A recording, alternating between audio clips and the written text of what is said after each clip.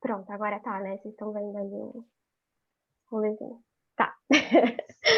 Então tá. Enfim, queria agradecer muito a Fernanda e a Alana, que aceitaram o convite de estar aqui com a gente hoje, trocando alguns conhecimentos. A Alana vai focar bastante na questão da liderança feminina, negra, e a Fernanda vai falar um pouquinho sobre ações de comitê de diversidade, comitês de afinidade também. Então, queria que vocês se apresentassem. Eu vou depois chamar um pouquinho desses temas e eu vou abrir para perguntas também. Então, o pessoal que quiser já fazendo algumas perguntas, pode ir jogando no chat, eu vou fazer essa mediação. E depois, se todo mundo quiser, a gente pode abrir os microfones e trocar uma ideia também. Pode ser? Bem-vindas e muito obrigada. Podem se apresentar. Perfeito. Para mim, de novo, é uma honra, né, estar junto com vocês em mais um evento. Eu estou ficando muito mal acostumada, então me convidem para quantos vocês quiserem, porque eu adoro vir falar sobre as minhas experiências e sobre os temas que eu carrego como propósito. Hoje, né, sendo um evento super diferente, fazer um evento com a Fernanda, para mim, assim, é indescritível, né? Eu já ouvi falar muito bem dela. Então, eu acho que vai ser uma experiência muito bacana. De fato, estou muito feliz. Obrigada, Fê, por, né, dividir hoje comigo essas trocas. Espero que seja a primeira de muitas. E também, né, agradecer o pessoal que já está conectado. Estou vendo que tem o Marcelo, Leandra, a Helena, a Cláudia, que é do meu time, né, a Carol e tudo mais, do pessoal que tá assistindo, de fato. Eu sou, então, a Alana, trabalho como Head de Pessoas e Cultura na South System. Estou na South e vai fazer agora em dezembro 2 anos, e eu brinco que são 2 anos que parecem 10, né, de tanta coisa que a gente vive e o quanto é tão intenso tudo que eu faço e que eu entrego dentro da empresa. E, né, também, além da South System, eu construo conteúdos, principalmente agora na pandemia, né, para ajudar a população negra a se encontrar no mercado de trabalho, para a população negra, principalmente as mulheres, a se empoderarem em relação à liderança, e também, né, como um contexto geral, as pessoas conseguirem entender como que funciona o mercado de trabalho. Né? Então, eu tenho esse projeto, fica no meu Instagram, é só procurar, @Alana, com 2 As no final, passos, que vocês vão ver um pouquinho das publicações, dos conteúdos que eu construo. E é isso. Show, Alana, obrigada. Fê, quer se apresentar? Vamos lá. Então, boa tarde, né? Quase início de noite aí, para quem está aqui com a gente ao vivo e para quem vai nos assistir depois, porque esse evento, né, a gente vai gravar para que as pessoas tenham oportunidade aí para poder assistir depois. É uma honra, assim, participar e ter sido lembrada, ter sido convidada para participar desse momento. A Alana falou muito bem, assim, a gente já tem trocado algumas conversas pelo LinkedIn, mas a gente ainda não teve oportunidade de fazer nada juntos. Eu acho que o nosso trabalho é muito complementar, né? Ela fala muito sobre carreira para a população preta, e eu idealizei aí um projeto chamado Pretes na Rede no LinkedIn já há algum tempo, que é para dar visibilidade para profissionais pretos. A gente chamou de pretos para a gente não falar nem pretos nem pretas, então é pretes mesmo na rede LinkedIn, porque a gente ouvia muito falar, né, que não existiam profissionais pretas para falar de todos os assuntos. Por isso que a gente não encontra profissionais nos eventos. E aí eu e a Daiane, que é a minha parceira nesse projeto, a gente resolveu criar o Pretos na Rede, onde a gente dá visibilidade para profissionais pretos de todas as áreas. E aí, se alguém quiser algum profissional, é só procurar o Pretos na Rede, que vai ter lá esse profissional, vai ter o currículo, vai ter a foto dele, e não existe mais essa desculpa de que não existem profissionais. Eu trabalho com RH há 21 anos, então eu sou psicóloga de formação, já atuei em diversos segmentos, mas hoje eu estou presidente na BRH, sou voluntária na Associação Brasileira de Recursos Humanos, e sou Talent Management na Semente Negócios, que é uma empresa de educação empreendedora. Desde janeiro desse ano foi quando eu decidi voltar ao mercado de trabalho, aí depois de ter empreendido. E aí na Semente a gente tem uma pauta muito clara de diversidade e de inclusão. E aí eu assumi esse papel e aí então tenho muitos desafios que eu já superei, mas muitos pela frente. Aí então é muito legal falar sobre isso. E a BRH eu tenho realmente como bandeira, pelo menos na minha gestão de mulher preta única, na BRH Brasil, presidente de associação, a BRH está em 24 estados, né? Eu tenho essa bandeira do ativismo mesmo, da igualdade racial, e levar essa bandeira para dentro das organizações. Então, eu tenho puxado aí esse assunto. Então, agradeço novamente pela lembrança e espero realmente poder contribuir. Perfeito, maravilhosa. Então, eu vou convidar agora a Alana para começar a falar um pouquinho, compartilhar um pouquinho dos conhecimentos que ela tem sobre liderança feminina negra. E aí a gente vai deixar um tempinho ali de no máximo uns 15 minutos para essa fala e depois a gente pode abrir para perguntas. Então, o pessoal que já for pensando em alguma coisa pode já jogar no chat. Beleza? Alana?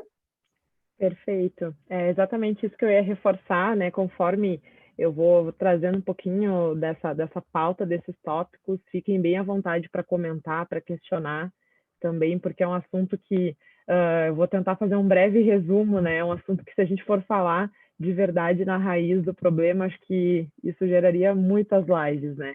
Muitos encontros. Mas falando um pouquinho, né, da liderança feminina negra, né, da liderança feminina preta, o porquê que eu, ultimamente, algumas lives, alguns encontros, eu venho trazendo esse assunto.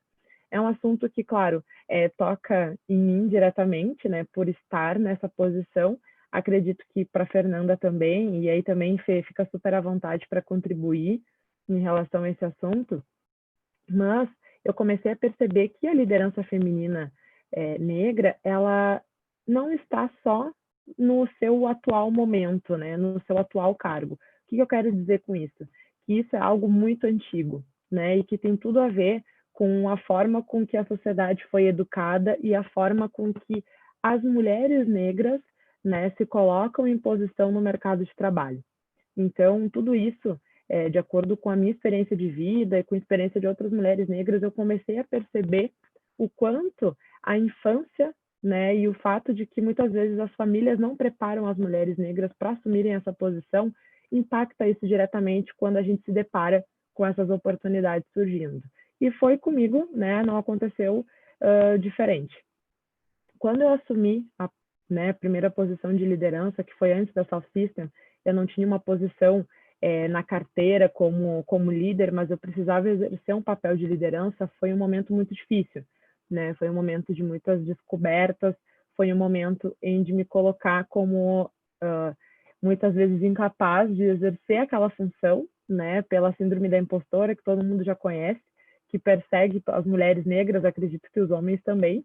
E a partir desse momento, eu tive que buscar alguns mecanismos, né, para conseguir me empoderar e conseguir realmente exercer o que eu gostaria, né, em termos de carreira, sem colocar à prova a minha capacidade, né, a minha inteligência, a minha entrega. Então, isso é um processo que eu falo que é a cada dia, né? Eu não acordei num dia e disse, eu sou capaz, eu mereço essa posição e vou seguir em frente. Isso é um processo que a cada dia que passa eu vou me descobrindo, né? Então, o autoconhecimento para isso é extremamente importante. É realmente eu conhecer os meus limites, né? É realmente eu conhecer os meus pontos de vulnerabilidade, acolher esses pontos, respeitar esses pontos. Isso me faz ser mais forte, né? Entendendo que eu não sou perfeita, que eu vou ter muitos erros, vou ter muitos acertos, mas que eu preciso parar de colocar à prova, né? Essa questão de eu não merecer um cargo, ou não merecer um título, ou até mesmo um projeto, um reconhecimento, né? Tive agora exemplos recentemente de uma profissional que ela não queria assumir uma posição de liderança porque ela acreditava que ela não merecia, né? Sendo que é uma das melhores profissionais que eu já conheço de mercado. Então, isso realmente persegue muito as mulheres negras. E algumas dificuldades, né, que nós temos no dia a dia. uma dessas dificuldades é o principal, que é como a Fernanda trouxe na apresentação dela, que é de estar em ambientes majoritariamente masculinos, né? Então, isso é algo natural, entre aspas, né, de as mulheres negras se depararem, de estarem em cargos de liderança muitas vezes sozinhas, no sentido de mulheres, né, não existe outras mulheres nesse cargo, e principalmente mulheres negras, né? Então, a gente fica o tempo todo rodeada, né, de homens exercendo o mesmo papel que nós. Isso é um pouco difícil, realmente, no dia a dia, de se lidar. Claro que as colocações machistas, e principalmente as colocações machistas e preconceituosas no sentido racial, né, isso também é um empecilho para as mulheres negras que lideram e estão nessa posição de liderança, porque, querendo ou não, existe uma diferença, né, em termos de cargos. Já é difícil quando a gente não tem um cargo de liderança. Quando nós temos um cargo de liderança, as coisas elas começam a ficar mais visíveis e um pouco mais pesadas em relação a esses preconceitos. Talvez a gente fique muito em evidência, né? E isso traga, de fato, remete às pessoas, né, a alguns preconceitos que talvez no dia a dia a gente não perceba por ele estar mais velado, né? Mas no momento em que nós nos colocamos à prova e nos colocamos em evidência, isso acontece de forma mais explícita, mais radical e mais dolorosa também, tá? Eu acredito que, não sei se a Fernanda já passou por isso, mas eu já passei, de muitas vezes até não ser reconhecida como liderança em alguns lugares, né? Em algumas posições, alguns projetos, das pessoas questionarem realmente quem é a liderança do time, né? Sendo que naquele determinado momento eu já tinha me apresentado como a pessoa que estava à frente do projeto. Então isso acontece bastante, é uma dificuldade, né, das lideranças femininas, e também uma questão que antes as pessoas acreditavam que era um tabu, né, e não é, isso já é comprovado, que é a baixa remuneração, né? A remuneração diferente entre mulheres e homens, e principalmente com as mulheres negras, né? As mulheres negras é comprovado que elas recebem muito menos que as mulheres brancas e que, né, os homens negros e os homens brancos também. Meninas, está tudo certo? Vocês estão conseguindo me ouvir? Perfeito? Pessoal, se tiver alguma questão também que queira colocar aí no chat, eu estou olhando aqui para poder responder. Tá tudo certo. Tu já pode abrir para perguntas, Alana? O que tu acha? Posso abrir para perguntas, se alguém tiver. Depois eu coloco alguns tópicos também para a gente continuar falando, bem tranquilo. Tá. A gente recebeu uma pergunta, ao longo da semana a gente deixou um box aberto também no Instagram para as pessoas mandarem perguntas, a gente pensou também em algumas perguntas, e uma delas foi como a gente pode incentivar as lideranças negras dentro das organizações. E aí eu convido também a Fernanda, se quiser complementar a Alana também nessas respostas com as experiências, sinta-se à vontade. Legal. Eu acho que o grande incentivador são as oportunidades, né? E principalmente das empresas terem um entendimento que o profissional negro, talvez ele não chegue totalmente preparado para assumir uma posição de liderança, né? Eu não estava totalmente preparada para assumir uma posição de liderança. E isso está tudo bem, né? O que não pode é a gente diferenciar isso. Eu dar uma oportunidade para uma pessoa branca que não está preparada muito mais do que uma pessoa negra. Então, eu acredito que há oportunidade, de fato, né? Porque 50% são as oportunidades que nos são dadas, e 50% é, de fato, o autodesenvolvimento e o quanto a pessoa ela é capacitada, né, para consumir essas ferramentas que ela acaba recebendo das empresas, né, de um modo geral. Então, eu acredito que é necessário, sim, fomentar isso e, principalmente, um plano de diversidade, né? Que é uma questão que falta muito nas empresas, é um mapeamento de quantas pessoas nós temos, quantos líderes negros nós temos, né? Quem dessas equipes aqui poderiam ser desenvolvidas para lideranças? Eu acho que existe essa falta de compromisso, né? Isso é uma questão que eu tento me cobrar muito também, e falando de liderança feminina, eu acho que nós, como mulheres líderes, precisamos formar, né, mulheres em posições de liderança. Então, esse ciclo precisa ser vicioso, né, e a gente conseguir oportunizar para outras pessoas da mesma forma que nós tivemos a oportunidade, né, e buscamos esse espaço. Perfeito. Não sei se a Fernanda queria complementar alguma coisa, eu vou só tirar isso, parar de compartilhar minha tela para a gente ficar Só mais à quer vontade. complementar, assim, Oi? Se eu Ai, puder complementar, vocês conseguem? acho que tu travou um pouco, Fernanda. Será que foi só para mim? Não, Não? travou um Travei. pouquinho. E Agora acho que agora? voltou tua voz, Fê. Só tua imagem para mim não tá É. aparecendo. Voltei? Eu vou tirar Pode minha falar. câmera. Vou tirar a minha câmera para ver se melhora. Ah, melhorou, melhorou. A gente tá te ouvindo. Melhorou? Uhum. Isso, Tá. pode falar. Eu iria um pouquinho, eu acho que a gente tem que quebrar o ciclo, né, da misoginia que existe dentro das organizações, assim, e na sociedade como um todo, né? Se a gente entender e buscar informação, assim, se a gente for citar, por exemplo, né, a Djamila Ribeiro, né, por que as pessoas têm medo do feminismo negro? Existe uma diferença mesmo pela conquista dos direitos das mulheres não negras e das mulheres negras, né? Então, isso está dentro das organizações, isso está na sociedade, isso está dentro das organizações, né? As mulheres negras levam muito mais tempo para alcançar cargos de liderança dentro das organizações. Aí a gente precisa quebrar isso. E aí, como que a gente faz?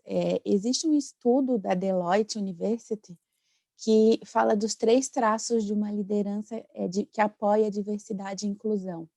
E aí fala de 6 características de uma liderança para que ela apoie mesmo e pense diversidade e inclusão. Que características, que traços que são esses?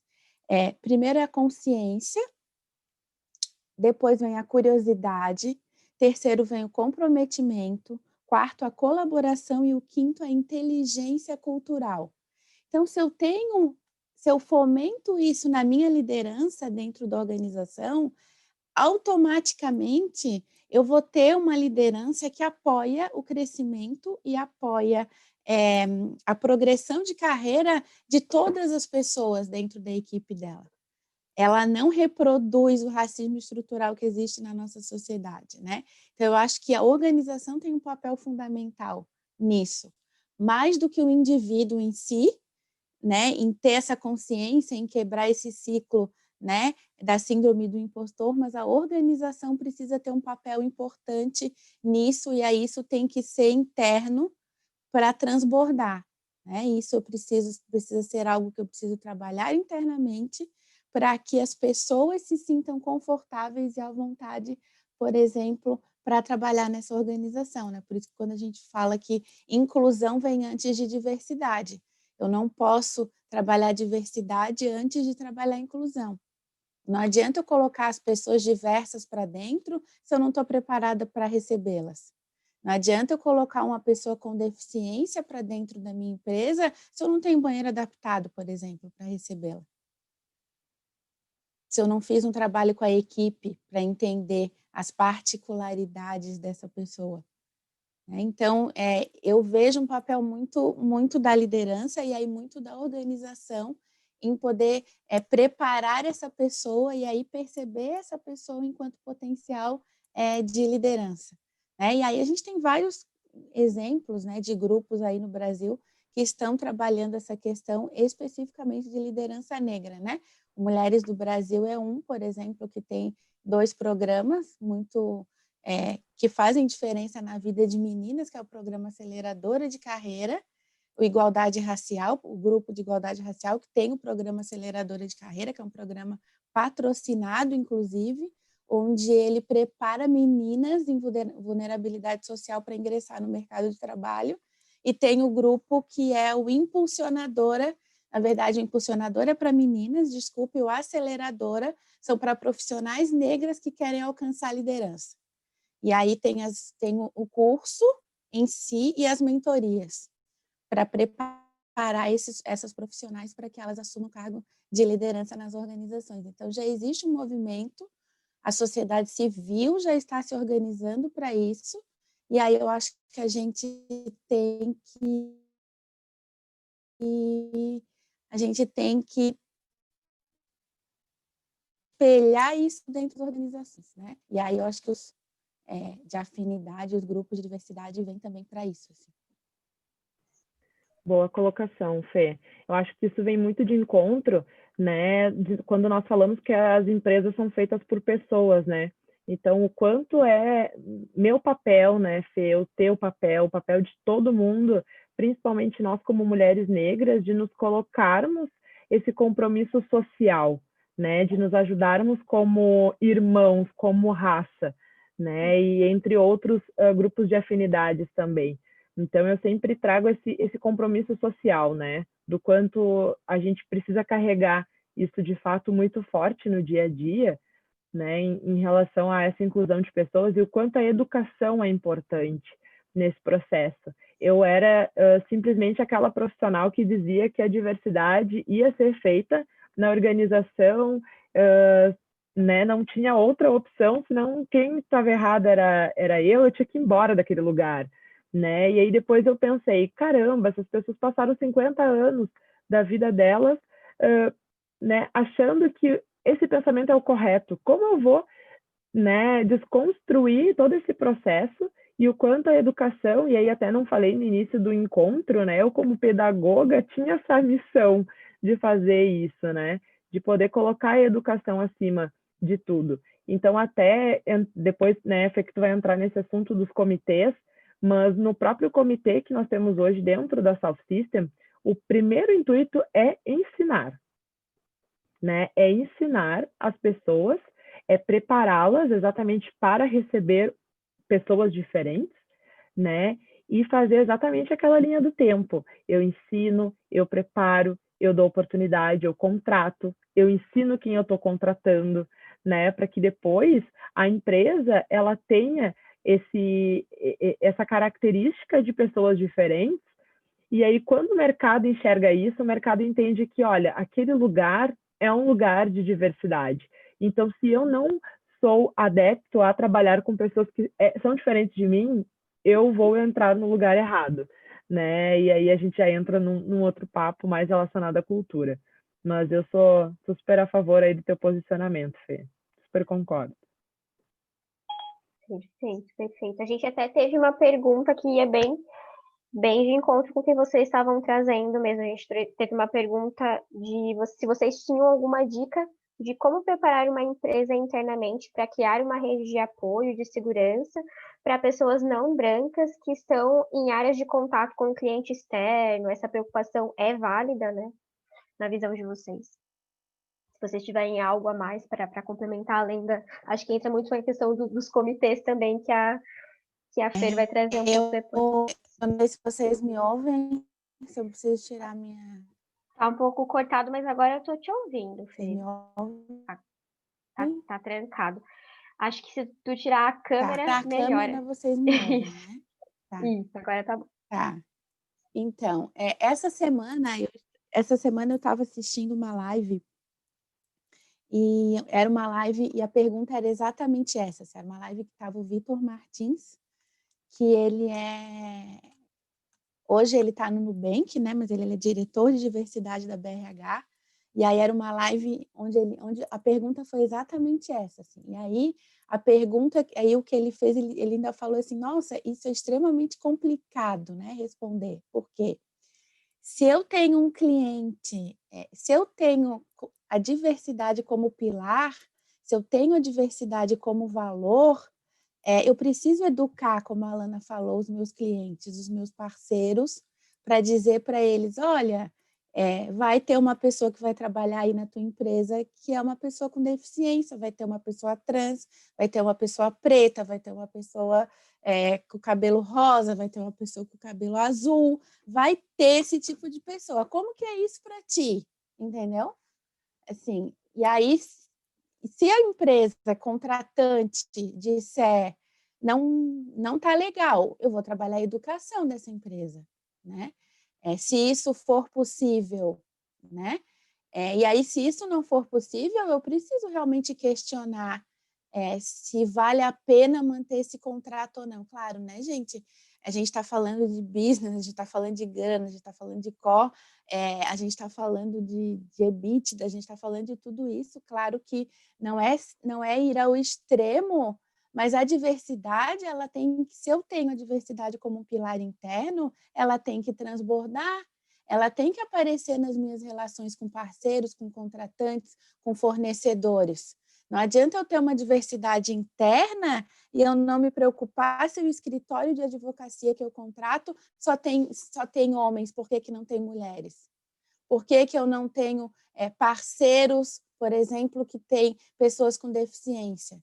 Então, a diversidade precisa ser um valor e precisa ser trabalhado em todos os eixos. Então, eu preciso trabalhar a educação dessas pessoas que vão receber os meus profissionais, porque pensa que ambiente é esse que essa pessoa estará trabalhando, onde ela não pode ser quem ela é, onde está a segurança psicológica, como que ela performa, como que ela entrega, sendo que a maior parte do tempo que ela está lá, ela tem que fingir ser o que ela não é, por exemplo. Então, assim, isso é uma coisa absurda. Assim, eu não consigo imaginar, né? Um local assim. E óbvio que existe, mas isso precisa ser trabalhado. Né? E isso é uma responsabilidade da empresa que tem esse profissional lá.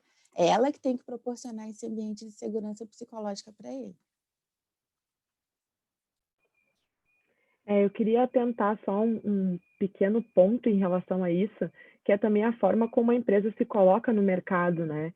De fazer valer, às vezes, código de cultura, código de conduta, né? Não apenas de colocar isso num site, mas de realmente fomentar nas suas ações e nas ações entre os parceiros, entre os clientes, entre o mercado, que esse é o nosso posicionamento. Nós não toleramos nenhum tipo de preconceito, né? Então, para ser nosso parceiro, precisa estar de acordo com tudo isso que está acontecendo, né? Com todo esse nosso posicionamento. E muitas vezes eu vejo que as organizações fazem até aquele acordo. Vamos assinar aqui, vamos se colocar, né, como realmente cientes de como, né, nossa empresa se posiciona e que caso isso venha a ser feito de uma forma contrária, enfim, o contrato pode ser penalizado ou algo relacionado a esse tipo, né, de situação.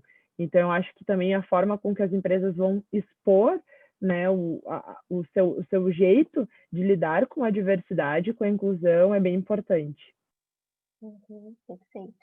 A Carol colocou uma pergunta ali bem dentro desse assunto, que é: e como trabalhar a educação do cliente? Não necessariamente um cliente que recebe o colaborador em loco, né? Mas um parceiro, como no caso da Cheesecake, né? A gente tem parceiros, esses parceiros têm contato com as nossas equipes, mas eles não recebem as nossas equipes necessariamente em loco, né?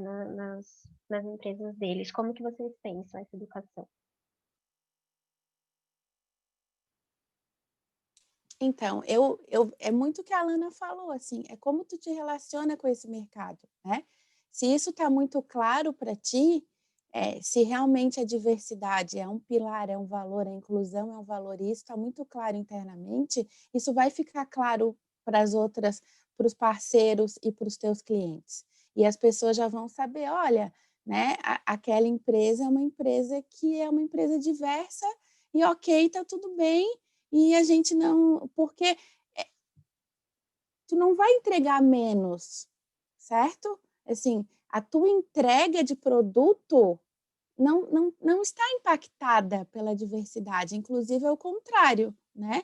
Eu acho que quanto mais diversa é uma equipe, melhor vai ser o desempenho dela, né? A gente tem vários estudos aí, McKinsey, que fala que quanto mais diversa, mais a empresa performa, mais entrega resultado, mais gera lucro, né? Então, tu vai entregar valor para o teu cliente. E é isso que o cliente quer no final das contas, sabe? Se quem está fazendo isso é uma pessoa, não importa o tipo de pessoa, o que ele quer é um aplicativo com usabilidade, uma pessoa que atenda ele no suporte, no sucesso do cliente e tudo mais. Não importa quem está ali.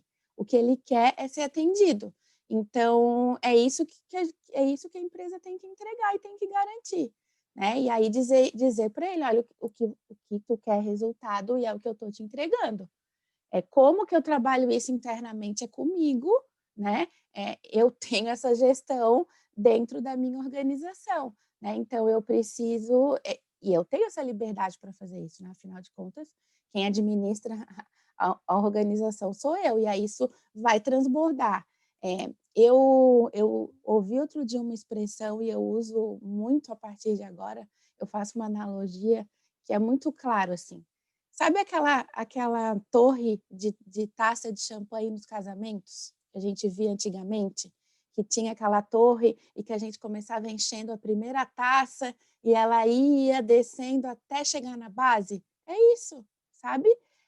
Tu tem que ter lá em cima o C-level, o CEO, a pessoa que compre diversidade e ele vai transbordar para a base da tua pirâmide dentro da organização.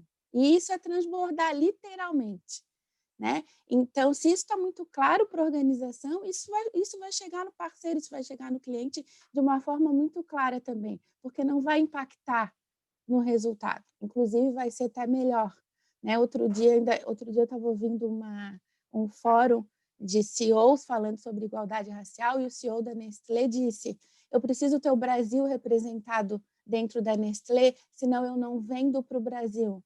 É um posicionamento estratégico que eu preciso ter.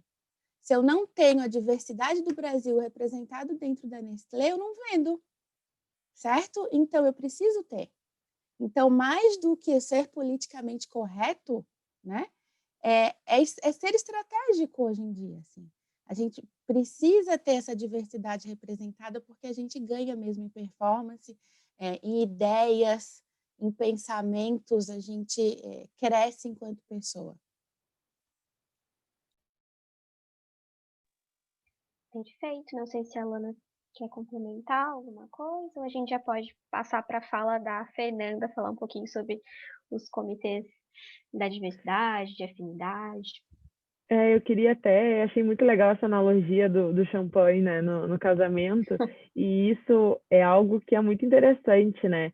Quando isso não acontece de forma top-down, as próprias pessoas dentro da organização começam a empurrar isso para cima, né? E daqui a pouco o CEO, o diretor, o head daquela área se vê, né, sendo cobrado por isso, e isso pode ser feito também, né, de certa forma, assim que o grupo pensar numa estratégia para conseguir atingir, né, essa liderança, acho que isso é muito válido também, né, da gente conseguir fazer esse movimento ao contrário, né, e conseguir perpetuar isso. Achei fenomenal essa analogia.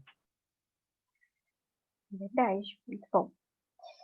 Então, tá. Aí a gente abre para mais perguntas, então, depois da fala da Fernanda. Fernanda, se tu quiser já compartilhar um Não, pouquinho eu já mais. falei tanto, né? Assim, eu acho que agora eu não tenho muito o que falar, porque se me deixar, eu falo mesmo. Mas eu vou só trazer o exemplo da semente, assim, de como a gente começou pensando diversidade, como que a gente imaginou um comitê. Primeiro, a gente pensou em trazer assuntos de diversidade em diferentes momentos, e a gente faz um evento toda semana, um momento toda semana que chama Café com Conteúdo, e nesse dura 30 minutos, é uma vez por semana, toda quarta-feira, às 9 horas da manhã, um evento aberto para todo mundo. A gente lança lá o tema, geralmente alguém da semente mesmo que fala, e as pessoas participam, é uma adesão voluntária, ninguém tem obrigação de participar. E aí a gente trouxe já alguns temas de diversidade. A gente trouxe uma pessoa trans para falar do mercado de trabalho e da invisibilidade das pessoas trans. A gente falou sobre o livro da Djamila Ribeiro, Pequeno Manual Antirracista, então passou pela educação. E aí a gente percebeu realmente que a gente precisava evoluir nisso, sair da conversa e partir para a ação mesmo prática, e como que a gente ia levar a diversidade efetivamente para dentro da semente. Aí a gente criou o comitê. E aí o comitê ele tem um KR, ele tem uma entrega para ser feita. Então a gente tem aí até o final do ano, a gente tem 3 ações para entregar no final do ano desse comitê de diversidade, que depois a gente, depois de eu estudar, a gente vai evoluir ele para comitês de afinidade, então, que é diferente, né? Assim, a gente vai criar comitês de afinidade de pessoas trans, do público LGBT, afinidade a gente não tem pessoa com deficiência ainda na semente, mas a gente tem pessoas pretas, então a gente vai criar grupos de afinidade para trazer pessoas que tenham afinidade com este tema. Porque, por exemplo, quando a gente fala de igualdade racial, a gente tem que ter pessoas brancas falando disso, né? Pessoas não pretas, seja lá como a gente chama hoje em dia, porque cada hora a gente chama de um jeito, né? Antes a gente podia dizer branca, agora a gente não pode dizer mais branca, a gente tem que dizer pessoas não pretas, porque daí inclui todos os outros que não são pretos, então pessoas não pretas, porque a gente tem que trazer essas pessoas para o debate, porque senão a gente não desconstrói esse racismo estrutural que a gente vive na nossa sociedade. Então, e aí, os grupos de afinidade serão uma ação do Comitê de Diversidade. Então, a gente criou um comitê para pensar diversidade e inclusão, e aí uma ação vai ser esse grupo de afinidade. Uma outra ação, possivelmente, vai ser uma cartilha do mandar bem e do mandar mal. Então, a gente vai explicar e educar as pessoas sobre o que a gente pode falar, o que a gente não pode falar, quando se trata dos 4 eixos, principalmente, né? Assim, a gente tá trabalhando pessoas com deficiência, LGBTQIA+, raça e etnia e gênero. Então, o que a gente pode falar e o que a gente não pode falar quando se trata de gênero, de PCD, de LGBT e étnico-racial. E a gente está pensando numa terceira ação, ainda que a gente não conseguiu evoluir, mas a gente tem 2 ações definidas para a gente realmente poder trabalhar internamente inclusão. E aí depois a gente transbordar essa inclusão para o mercado, porque hoje tem que estar resolvido internamente. Então, o Comitê de Diversidade vem muito para a gente trabalhar internamente, fortalecer essa cultura, para depois ela transbordar e ela reverberar para fora, para que pessoas diversas se sintam confortáveis em trabalhar nessa organização. Então, foi desta maneira que a gente pensou o comitê de diversidade, né? E aí é pensar ações mesmo e práticas para levar esse assunto e educação para dentro da semente. Aí, claro, né, para outras empresas também, e eu acho que isso vale, assim. Mas é entender a diferença entre inclusão e diversidade, o que vem primeiro, né? E aí eu uso muito a fala da vice-presidente de gente da Netflix, que diz que inclusão, diversidade é chamar para a festa, e inclusão é ser tirado para dançar. E é isso, né? Porque as pessoas são chamadas para a festa, ou seja, elas são colocadas dentro da empresa, mas elas não são tiradas para dançar. Elas têm que se encaixar e elas têm que se adaptar à organização e não o inverso, né? Então, a gente tem que trabalhar a inclusão primeiro. Então, por isso a educação é extremamente importante, principalmente no comitê de diversidade, né? Perfeito, perfeito. Alana, se tu quiser compartilhar também como é que foi esse processo, né, de criação do comitê ali dentro da Soft Systems, criação de estratégias, né, de métricas, pode compartilhar também com a gente. Na Soft System eu tinha essa vontade de fazer o comitê, né, de criar o comitê, mas com a estratégia exatamente de sempre colocar as pessoas como centro e colocar as pessoas a terem um protagonismo dentro da empresa. Eu acredito que, claro, o comitê ele é relacionado à diversidade e inclusão, mas ele é relacionado ao pilar de cultura da empresa, né? E a cultura, ela não é feita só pelo RH, ela não é feita por mim apenas, pelo CEO, ela é feita por todo mundo, né?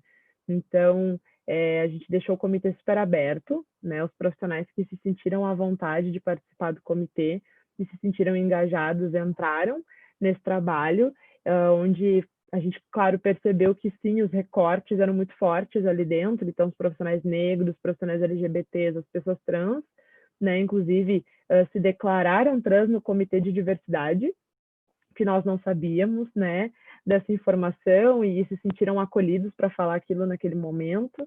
Então, isso foi uma experiência super diferente também, né, uma experiência até em relação a cliente, que era o que nós estávamos falando antes, que a gestão do cliente nos chamou para falar que gostariam que a consultoria prestasse atenção de como esse profissional ele ia se sentir após a revelação, após a mudança, né? Porque se acontecesse qualquer tipo de preconceito dentro do cliente, né? O gestor falando isso do cliente, se existe qualquer tipo de preconceito dentro do meu time, eu quero ser o primeiro a saber.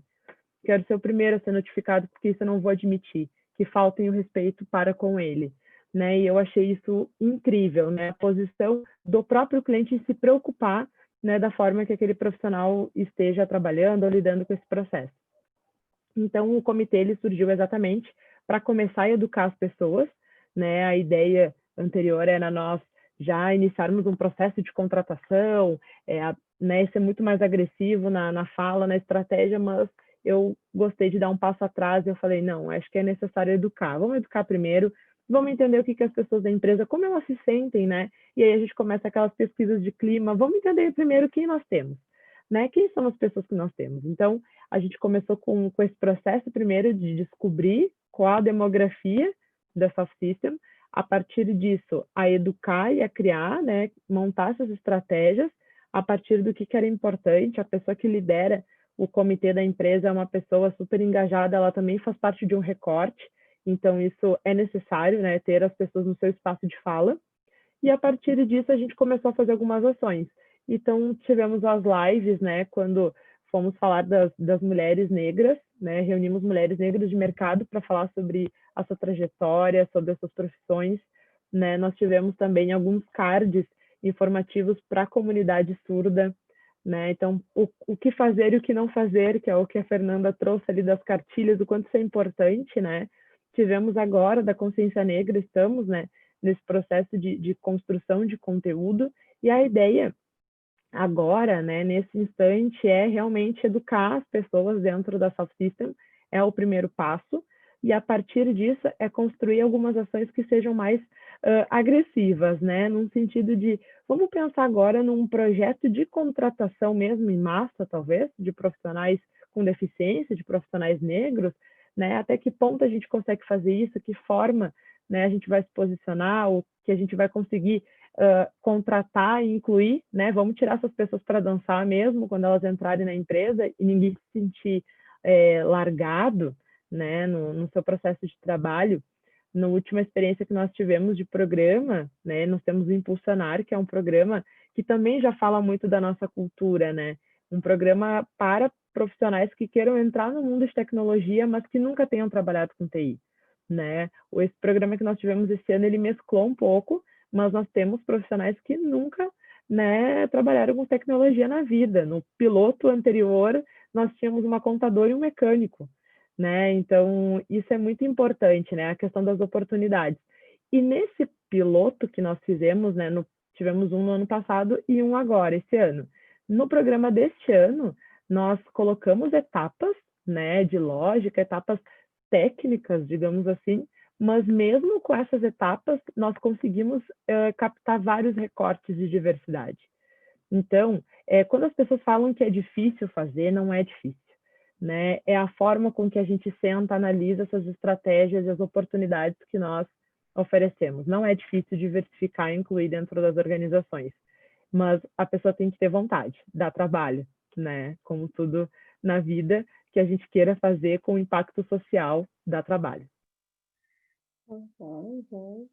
Acho que antes da gente avançar para mais outras ações antirracistas, né, que esse era um ponto da pauta bem grande, e depois eu vi também, Alana, que aí na empresa de vocês fizeram, acho, não sei se foi uma cartilha, mas meio que um dicionário, assim, né, de falas, né, de como utilizar, reescrever falas racistas, né. Mas já pegando esse ponto que tu trouxe de inclusão, né, de contratar as pessoas, a gente recebeu uma pergunta sobre isso, né? como fazer para não perder pessoas durante o recrutamento, né, durante o processo de recrutamento de vagas que não são especificamente para pessoas negras, né, para pessoas pretas, por ainda ter poucas pessoas pretas e principalmente mulheres na empresa. Como que vocês veem isso, assim, essa parte do processo em si? Eu não sei se a Fernanda ela compartilha da mesma opinião, mas eu acredito que o processo ele tem um passo anterior a esse, né? Que as pessoas chegarem até o processo, que é realmente as pessoas se encorajarem a se candidatar para essa vaga, né? No sentido de eu não posso, sabendo que a população negra ocupa o maior número de subempregos do país, e eu colocar que eu tenho uma vaga de gerente de tecnologia apenas para profissionais negros que tenham, né, seja necessário 10 anos de experiência. Talvez eu consiga algumas pessoas, mas ela não vai ser, na sua maioria, profissionais negros, isso eu garanto. Né? Então, de que forma realmente, né, a gente consegue expor isso e ter profissionais em processo? E é, de fato, aquelas ações, né? Vamos buscar profissionais nas escolas, né? A galera que está saindo do ensino médio, que quer uma primeira oportunidade, um estágio, né? Quem sabe a gente não faz alguma ação para, de fato, conseguir incluir essas pessoas, realmente colocar, expor para o mercado que, olha, essa vaga, né, ela é necessário que tu tenha competências comportamentais, como tu ser uma pessoa engajada, ser uma pessoa proativa, e o restante da parte técnica eu vou te ensinar. Né? Então, eu acho que a gente tem um passo anterior, que é realmente das pessoas chegarem no processo. E eu concordo, Alana, é isso mesmo, mas também tem a questão da tua fala, Natália, quando a pessoa diz não tem mulheres negras na organização. É isso, né? Se eu não me vejo, sabe a representatividade, assim, eu não me vejo, por que que eu vou me candidatar para trabalhar numa empresa assim? Para quê? Por quê? Assim, para passar trabalho, né? Assim, para não me sentir bem, para forçar algo que eu não sou durante esse dia a dia, então é isso, né? É como que eu estou comunicando isso para fora. Todos os meus comunicados, todas as minhas imagens de LinkedIn, as minhas imagens de Facebook, tudo que eu tenho comunicado para fora da minha organização, só tem um público, né, heteronormativo branco, assim, gênero não vai se sentir confortável em se candidatar, pessoa preta não vai se sentir confortável em se candidatar, porque o meu lugar não é ali, né? E então é isso, tem que trabalhar dentro para depois transbordar. Não, e aí a gente pode até falar, né, do caso de vários casos que a gente teve nos últimos tempos, assim, falando da questão da diversidade, quando não está resolvido dentro, quando não está resolvido internamente, ele chega para fora. Ele vai aparecer, sabe? E a gente sabe que diversidade é pauta em muitas organizações para fora, não é pauta para dentro, né? É pauta para marketing, é pauta para dizer que sou, mas eu não sou, né? E é isso, não vai chegar. Então tem que trabalhar internamente, tem que ter o processo de recrutamento bem direcionado, se o que eu quero é atingir esse público, eu tenho que ter um processo seletivo muito direcionado para isso, e entender o meu público, entender as pessoas que chegam para mim. Por que que não chega pessoa preta para a área de tecnologia? O que que acontece? A gente sabe o que que acontece, as pessoas não têm acesso à educação de base, automaticamente elas não... a gente tem as políticas afirmativas hoje de cota que fizeram com que a população negra chegasse num bom número dentro das universidades, mas ainda assim a gente sabe que o desempenho delas comparado a de outros estudantes é diferente, né? Porque tu não tem como comparar o João, um estudante preto de cota que precisa trabalhar o dia inteiro e que ele vai para a faculdade à noite, com o Pedro, um estudante branco que tem, né, que não precisa trabalhar e que tem uma família que patrocina ele e que ele, claro que o desempenho dele vai ser diferente, né? Então a gente tem que olhar de forma diferente também, né, para promover a igualdade. Né? Isso é uma fala que eu repito muito, que é do Reinaldo Bulgarelli até. Ele tem um livro que é Diversos Somos Todos. E ele fala isso, a gente tem que olhar de forma diferente para o desigual para promover a igualdade. Se a gente olhar para todo mundo de uma maneira igual, a gente não promove igualdade, né? Então, a gente tem que sim, tem que direcionar se é o que a gente quer. E aí a gente tem que trabalhar, e aí a gente tem que trabalhar enquanto organização na educação, por que não? Se eu vou ter um ganho nisso, né? Se eu fizer se eu promover um curso dentro de uma comunidade, por exemplo, para ensinar programação para jovens, né? Quantos por cento será desses jovens vão ter um bom desempenho no curso que eu vou poder contratar para trabalhar na minha organização depois, sabe? É isso que precisa ser pensado também, né? Além de achar que é o Estado que tem essa responsabilidade, que também tem, mas a organização também tem essa responsabilidade aí com a sociedade, né? Sim. E pegando esse gancho, tanto da educação, né?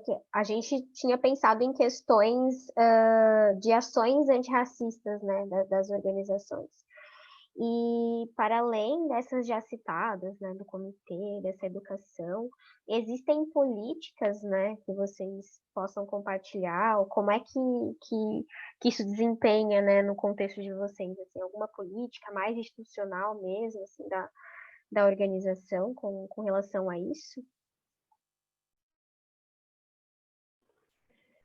No meu caso, na verdade, não existe uma política, né, digamos assim, em relação a isso.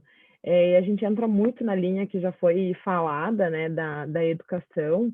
Acredito, na minha opinião, que ela é o principal caminho, né, mas principalmente dessa questão que a Fernanda trouxe, que é de nós não nos enxergarmos nas empresas, né. Então, muitas vezes, quando eu estou numa reunião e acontece alguma questão nesse sentido, o chamar a atenção para isso, né, gera um desconforto para algumas pessoas, e isso também trazendo um gancho da liderança feminina, que isso é muito forte, né, não só a liderança feminina negra, que é quando as mulheres se colocam e se impõem da mesma forma que os homens se colocam, elas são vistas como agressivas, como, né, utilizadas numa questão de nomeação de loucas, né? Não, aquela liderança é muito louca, né? Mas quando um homem tem a mesma atitude, ele é visto como um líder natural, né? O cara é um líder nato, ele realmente se posiciona. Então, por que é feio a mulher se posicionar e o homem não? Né? Isso vem muito de encontro nesse sentido. Acredito que essas falas antirracistas, né? Isso é a educação que combate, é realmente nós diversificarmos a empresa, colocarmos pessoas que sejam parecidas, né? E que realmente tenham posições no sentido de nos fortalecermos como grupo, como mulheres negras, como homens negros dentro das empresas, para conseguir ensinar outras pessoas, né? Porque uma liderança negra sozinha, eu vou conseguir ensinar algumas pessoas, mas não sei se todas, né? Então, eu acho que eu iria mais nesse sentido, tá? Da educação, de realmente colocar pessoas que possam ajudar a perpetuar esse conhecimento. Alana, eu concordo, assim, mas eu iria um pouquinho além, assim, eu acho que a organização, ela pode ter uma postura antirracista no sentido, por exemplo, né, de ter um canal de denúncia, por exemplo, né, para que a pessoa se sinta confortável em denunciar situações de racismo que ela tenha sofrido ou no ambiente onde ela está, organizacional, ou com um cliente, por exemplo. E que a empresa dê o suporte jurídico para ela, para que ela se sinta amparada e segura nesse sentido. E aí isso só vai acontecer realmente se essa empresa tiver essa postura antirracista e entender que o racismo, né, é algo a ser combatido, né? Porque a gente tem visto, né? A gente tem visto diversos casos de pessoas que têm sofrido racismo no ambiente organizacional, de clientes, né? Agora teve um caso que viralizou aí do vídeo do gerente, né, de uma loja de departamentos, num shopping, que sofreu racismo de um casal e que o pessoal... Aí eu ainda até botei no meu LinkedIn, isso é grupo de afinidade na prática, né? É tu acolher esse sofrimento, acolher essa pessoa que passou por tudo isso, dizer o quanto ela é importante, o quanto nós estamos com você. Mas isso sozinho não para mim não resolve, assim. Eu espero um posicionamento mais do que uma carta aberta de repúdio, eu espero uma ação efetiva, né, dessa organização a respeito disso. Então, é isso, sabe? A pessoa precisa se sentir amparada e segura psicologicamente no ambiente dela. E isso é a organização que faz. E aí isso precisa ter um preparo, precisa ter um respaldo, né, jurídico para isso, assim, para que essa pessoa se sinta realmente no ambiente seguro. E isso é a organização que vai fazer. Né? Olha quantas horas a pessoa passa ali naquele ambiente. Né? E aí eu fico pensando, assim, uma pessoa que passa por isso, me colocando no lugar do Bruno, né? Que foi esse gerente que passou por isso. Assim. Se fosse no ambiente pessoal dele, ele saberia se posicionar. Certo? Como que ele iria se posicionar? Ele ia ter provavelmente uma reação muito forte, porque é isso que acontece. Né? A gente teve outro caso de uma pessoa que sofreu racismo num shopping, que aparece o vídeo aí, viralizou também, ele gritando com a pessoa, chamando a pessoa, expondo a pessoa publicamente, né, daquela situação. Agora, o Bruno estava num contexto totalmente diferente. Ele estava no local de trabalho. Ele tem uma relação diferente ali, certo? Então, a organização precisa respaldar ele, para que ele tenha segurança psicológica, para que ele volte a trabalhar nesse local, para que ele volte a ter segurança, para que ele realmente... E aí, outra coisa que eu penso também é que a gente, às vezes, foca muito em quem sofre racismo e não foca em quem comete o racismo, né?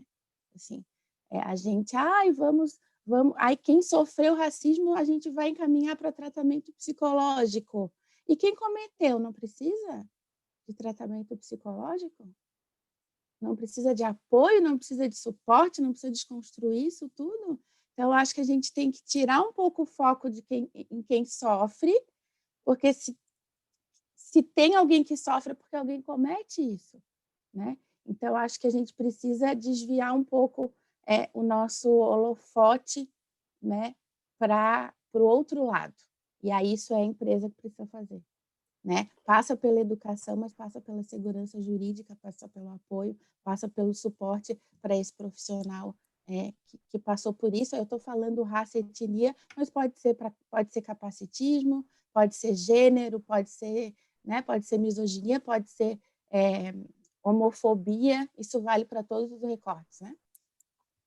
Eu concordo, Fê, super com a tua fala, e até no sentido de canal de denúncias, né? Nós criamos um recente na SALF a partir do projeto de cultura, né? E lançamento do código de conduta que nós fizemos, e muitas vezes eu me pergunto, né? Nas empresas em que eu passei, as pessoas falavam muito no sentido de nós não recebemos nenhuma denúncia, né? No código esse mês. Aí a gente ia olhar o contexto da empresa, claro que não recebia nenhuma denúncia, na empresa não tinha ninguém que pudesse estar, né, vulnerável a receber algum tipo de preconceito, né, ou ser impactado num sentido negativo.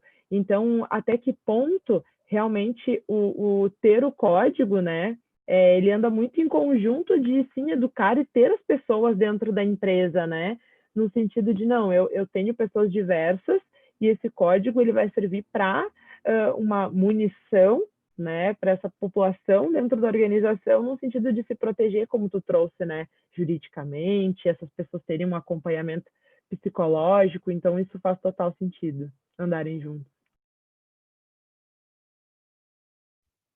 Perfeito falar de vocês. Alguém tem mais alguma pergunta? Se quiser, a gente pode também abrir o microfone.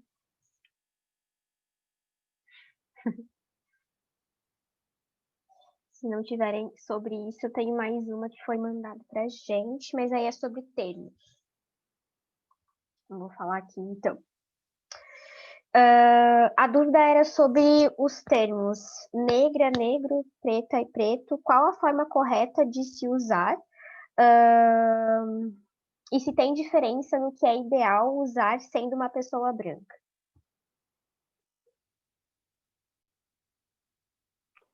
Não sei se tem. Fernanda? Essa é difícil, hein? Então, eu não acho difícil, assim. Eu acho que... Tá, não muda, Tá Fê. multada. eu não acho que seja difícil, assim. A pessoa primeiro ela quer ser tratada com respeito, né? E aí tu pode usar tanto preto quanto negro de forma ofensiva, né? É. Mas o que tu precisa entender é que no Brasil existe uma diferença muito grande, né? O termo que a gente usa no Brasil e o termo que a gente usa nos Estados, que se usa a gente, né? Porque eu não sou americana, né? Mas o termo que se usa nos Estados Unidos é diferente daqui. No Brasil, o movimento negro usa essa expressão negro e ele é visto com muito orgulho. As pessoas têm muito orgulho em relação ao movimento negro, então não tem problema nenhum a pessoa usar negro, assim como também não tem problema nenhum de uns tempos para cá a pessoa também usar preto, né? Mas o ideal é que a gente chame essa pessoa pelo nome que ela tem, né? Pergunta o nome dela e diz: oi, João, oi, Fernanda, como que é teu nome? Pronto, né? A gente não sai dizendo por aí, né? Dizendo que a pessoa é branca, que a pessoa é isso, que a pessoa é aquilo. Então, a gente chama a pessoa pelo nome e aí a gente tenta buscar essa informação da diferença de contexto negro, preto. Eu não tenho problema. Eu, Fernanda, me classifico como uma mulher preta, mas eu não tenho problema nenhum de ser chamada de negra também. Mas tem pessoas que têm, aí é uma questão se tu tem liberdade de questionar como que isso chega para ela, mas o ideal é que tu chame ela pelo nome, como que ela quer ser chamada. A gente chega e pergunta: oi, como que é teu nome? João. Então é João, né? O João, um jovem que trabalha na empresa tal e que faz tal coisa e que está com aquela camisa azul. E pronto. Né? Até porque quando é uma pessoa não preta, uma pessoa branca, a gente não diz assim, é aquele branco ali. A gente diz, é aquele branco que está lá? Não, a gente não diz, né? Então, por que com preto ou negro a gente tem que usar isso? Então, é o nome da pessoa e a maneira como tu usa o negro ou o preto pode ser ofensivo também, né? Então, não sei. Alana? Eu acho que isso é muito particular, né? Na minha família, nós temos essa questão do carinho, né? Entre pessoas negras em se chamar, né? Então, a minha mãe fala, vem cá, minha preta, vem cá, minha nega, né? Então, nós temos essa relação e é muito engraçado a forma com que também agora, acho que a nova geração se coloca, né? Eu tenho uma afilhada de 9 anos e esses tempos chamaram ela na minha casa, né? Vem cá, minha preta, vem cá, minha pretinha. E ela disse: meu nome é Marina, né? E eu achei aquilo tão. E até não lembro quem foi a pessoa que falou: ah, mas tu não é negra? E ela, sim, mas o meu nome é Marina.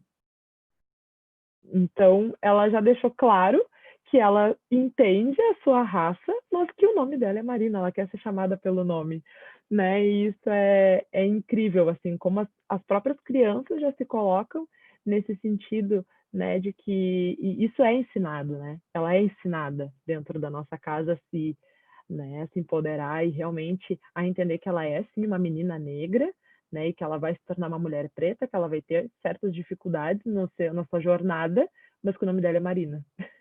Então, eu acho que isso é algo super particular e é como a Fernanda falou, né? Na dúvida, chama pelo nome. É muito melhor. Perfeita já, desde criança.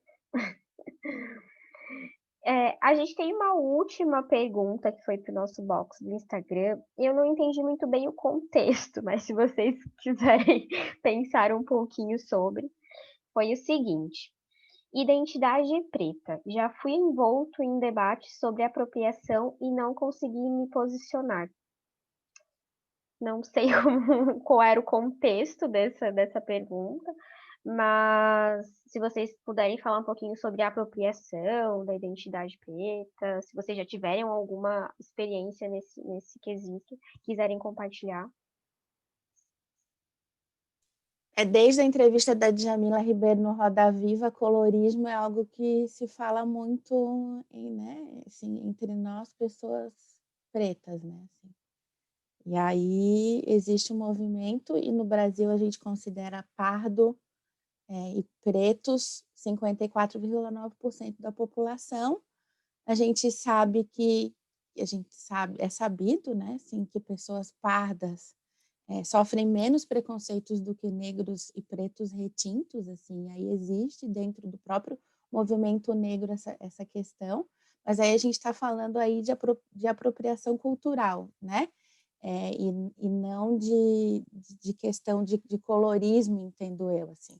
E eu não consigo, eu não tenho autoridade, não tenho lugar de fala para falar de apropriação cultural, assim.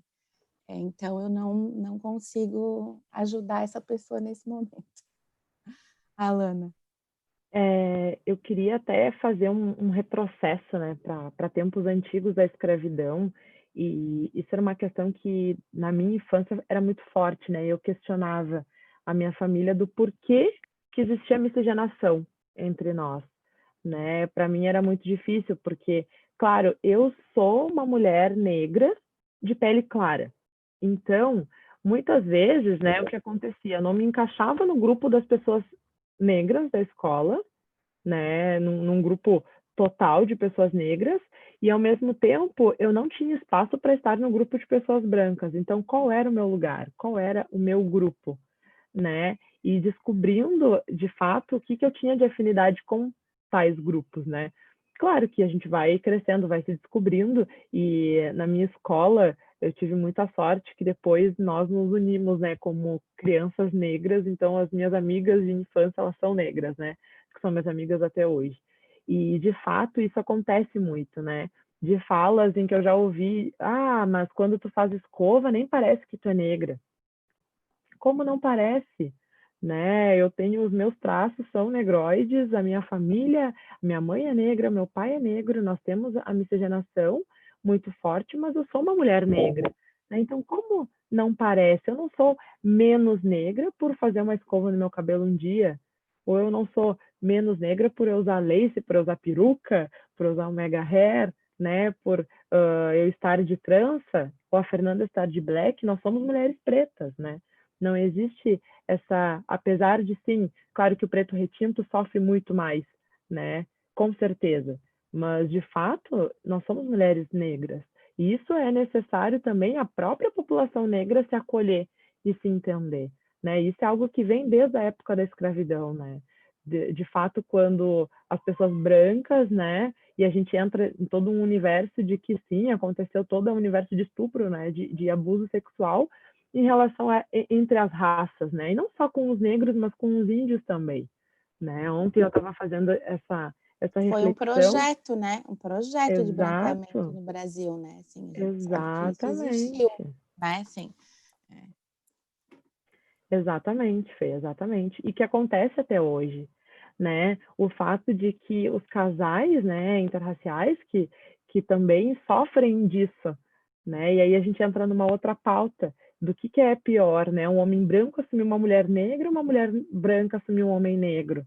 Se entra ainda nesse debate, né? No debate de que não vai existir mais crianças negras daqui a pouco, porque, né, as pessoas pretas estão se relacionando com as pessoas brancas. Então, eu acredito que não existe um certo nenhum errado, né? Tem toda uma questão por trás, um estudo por trás disso, mas de fato essa apropriação ela acontece, né? Das vezes se colocar à prova, de a gente tem que provar a nossa raça, né? Provar a nossa história. Isso eu tenho a convicção de que aconteça sim. e eu acho que vai muito pro tu se perceber negro, né? Assim, é o fato de tu se perceber mais do que qualquer coisa, né? De tu te sentir. E aí o sentir-se vai além de tu nascer desse jeito, né?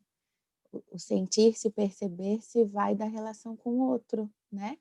o quanto as coisas são diferentes realmente, né? Eu, diferente da Alana, por exemplo, eu era a única dentro da minha escola, eu não pertencia a grupo nenhum, nem dos retintos, porque não existiam na minha escola que eu estudei, né? Então, eu me percebi preta muito jovem, muito cedo, né? E aí, se a gente for falar de apropriação, eu me apropriei de um cabelo liso, por exemplo, durante anos, porque eu alisei meu cabelo durante 25 anos para me sentir parte, para tentar ver se eu conseguia fazer parte de algum grupo, entendeu? Não deu É menos certo. dolorido, né, Fê? É menos dolorido. Não deu certo, Sabe? porque eu nunca fui. Mas eu tentei, né? Durante 25 anos. Mas é isso, a gente passa por momentos assim, para tentar se aceitar. E olha o quanto isso é cruel, sabe? É muito cruel. Com O fato da gente se descobrir, né? Da gente se aceitar, né, Fê, que tu trouxe. Eu mudei de visual na pandemia, eu não usava trança. E no momento em que eu coloquei as tranças na pandemia, e eu sempre conto isso, porque eu coloquei a trança num dia, no outro dia eu tinha uma reunião com o meu chefe, né, com o CEO da empresa. E eu pensei, caramba, eu quero ver o impacto agora quando eu ligar essa videochamada, né? E a primeira coisa que ele falou foi: uau! Que empoderamento, que força! Gostei. E aí aquilo me deu um alívio, assim, no sentido de que eu posso ser realmente quem eu sou, eu me descobri, né? Eu estou liberta, eu estou libertando meu cabelo para eu utilizar meu cabelo do jeito que eu quiser, né? E aí eu comecei a perceber de ir em certos lugares e eu pensar assim, mas por que as pessoas estão me olhando? As pessoas não me olhavam antes, né? Como me olham agora, porque eu vou nos mesmos lugares, mas de trança a gente choca muito mais, né? De black, quando eu tiro as tranças, choca muito mais do que o cabelo que eu usava anteriormente, né? Então a gente começa a se perceber nessas horas. Opa, peraí, as pessoas estão me enxergando agora como mulher negra, eu sempre fui, né? É que nem quando se fala que agora todas as pessoas negras são bonitas, né? Mas nós sempre fomos bonitos. Agora é que as pessoas enxergam isso. Tá no mudo, Fê, tá no mudo. É que agora é moda, agora tá na moda. Exatamente, exatamente. Vamos ver quando não for mais moda, quero ver. Não vai mais deixar de existir mais. Como disse o Preto Zezé na segunda-feira, é um movimento que não tem mais volta. Entendeu? Exatamente. Agora Prepare-se. só pra frente. Ainda bem. Então tá, vamos finalizando, a gente já passou bastante no horário, mas estava muito bom essa discussão, esse bate-papo aqui. Quero agradecer de novo a participação da Alane e da Fernanda, de todo mundo que veio também. Espero que a gente se encontre nos próximos, enfim, comitês e nos próximos encontros que a gente tenha para debater sobre isso. E muito obrigada mesmo, a gente vai estar sempre de portas abertas para vocês aqui na Cheesecake. Obrigada, pessoal, que veio também. Boa noite para todo mundo. Obrigada, pessoal, adorei. Foi um prazer. Eu quero agradecer, e para finalizar, eu quero fazer um convite.